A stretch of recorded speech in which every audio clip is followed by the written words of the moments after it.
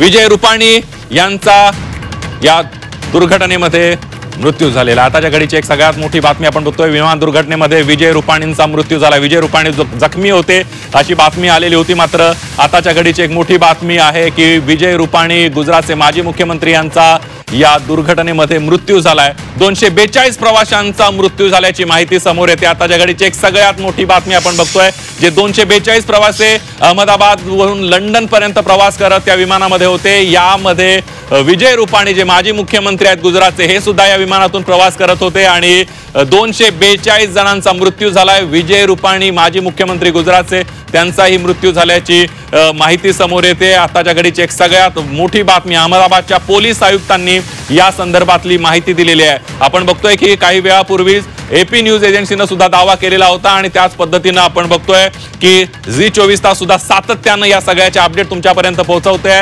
आताच्या घडीची एक सगळ्यात मोठी बातमी आहे की या दुर्घटनेमध्ये 242 सगळ्या प्रवाशांचा मृत्यू झालाय, तर या विमानातून प्रवास करणारे गुजरातचे माजी मुख्यमंत्री विजय रुपाणी यांचा सुद्धा या दुर्घटनेमध्ये मृत्यू झालेला आहे। मेडिकल कॉलेजच्या वसतिगृहावर हे विमान कोसळलं। उड्डाण केल्यानंतर अवघ्या 1 मिनिटांमध्ये हे विमान कोसळलं आणि विमानामधला विजय रुपाणींचा एक फोटो जो आहे तो आपल्याकडे आलेला आहे। एका सहप्रवाशानं विजय रुपाणी जे माजी मुख्यमंत्री आहेत गुजरातचे, ते आपल्यासोबत प्रवास करतायत। हा सेल्फी एका महिला प्रवाशानं पोस्ट केलेला होता आणि तो आता समोर आलेला आहे। आपण ही दृश्य बघू शकतोय की विजय रुपाणी कशा पद्धतीनं या विमानामध्ये बसलेले आहेत आणि सगळ्यात महत्त्वाचं म्हणजे आताच्या घडीची एक मोठी आणि खरंच दुःखद बातमी आहे, 242 प्रवासी जे सगळे प्रवास करत होते अहमदाबाद लंडन या विमानानं एअर इंडियाच्या, त्यांचा दुर्दैवी मृत्यू झालाय। या प्रवाशांमध्ये असलेले विजय रुपाणी माजी मुख्यमंत्री गुजरातचे, यांचा सुद्धा यामध्ये मृत्यू झालेला आहे। विमानाचा एक भाग जो आहे भीषण धडकेनंतर इंधनाचा स्फोट झाला, पूर्ण हॉस्टेलमधून आगीचे लोट उठले आणि या हॉस्टेलमध्ये काही विद्यार्थी होते का याबाबतची माहिती पुढे येणं अतिशय महत्त्वाचं आहे। आताची जी अपडेट आहे विजय रुपाणी यांच्या या विमान अपघातामध्ये मृत्यू झाल्याची बातमी असेल किंवा 242 सगळ्या प्रवाशांचा मृत्यू झाल्याची जी बातमी आहे ती अहमदाबादच्या पोलीस आयुक्तांनी दिलेली आहे आणि त्यामुळे आता ज्या पद्धतीने आपण बघतोय हा भीषण अपघात झालेला आहे, या अपघातामध्ये सगळ्या प्रवाशांचा मृत्यू झालेला आहे।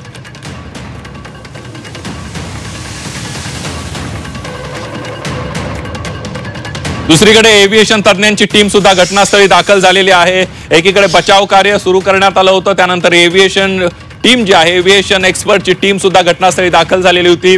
दुसरीकडे ब्लॅक बॉक्स शोधण्याचं जे काम आहे ते सुद्धा युद्ध पातळीवर सुरू आहे, कारण या आपण बघतोय 1:38 विमानानं धावपट्टीवरून उड्डाण केलं। अवघ्या 1:39 1 मिनिटानंतरच पायलटनं धोक्याबाबतचा कॉल केलेला आहे।